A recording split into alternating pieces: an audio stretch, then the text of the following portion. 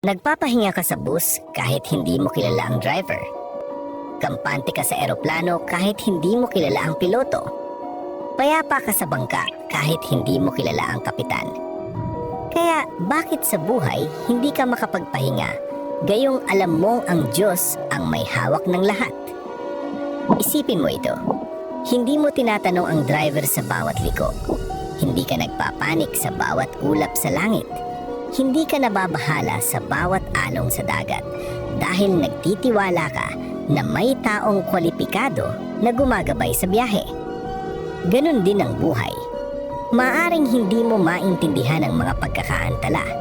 Maaring hindi mo gusto ang mga paglilihis ng landas.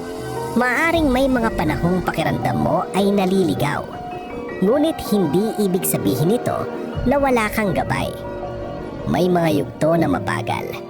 May mga sagot na matagal dumating. May mga panalangin na tila hindi naririnig.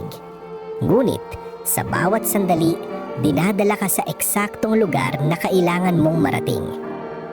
Ang pakiramdam na kabiguan ay kadalasang proteksyon na nakatago. Ang pakiramdam na pagkawala ay madalas na paraan ng Diyos upang marahang ilihis ka sa mas mabuting direksyon. Maaring hindi mo pa ito nakikita ngayon, ngunit nakikita ng Diyos ang daang hindi mo pa natatanaw. Alam niya ang mga darating at alam niya ang mga bagay na hindi mo pa kayang harapin. Kaya huminga ka. Bagalan mo. Tigilan mo ang palikipaglaban sa daloy ng iyong paglalakbay. Tigilan mo ang pagkwestiyon sa bawat pagkakaantala. Tigilan mo ang pagsisisi sa sarili sa bawat liko ng landas. Magtiwala ka sa piloto ng iyong buhay. Hindi siya nagkakamali.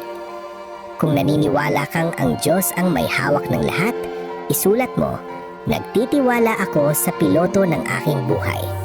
Naway gabayan ng Diyos ang iyong paglalakbay, ingatan ng iyong puso, at dalhin ka sa kapayapaan.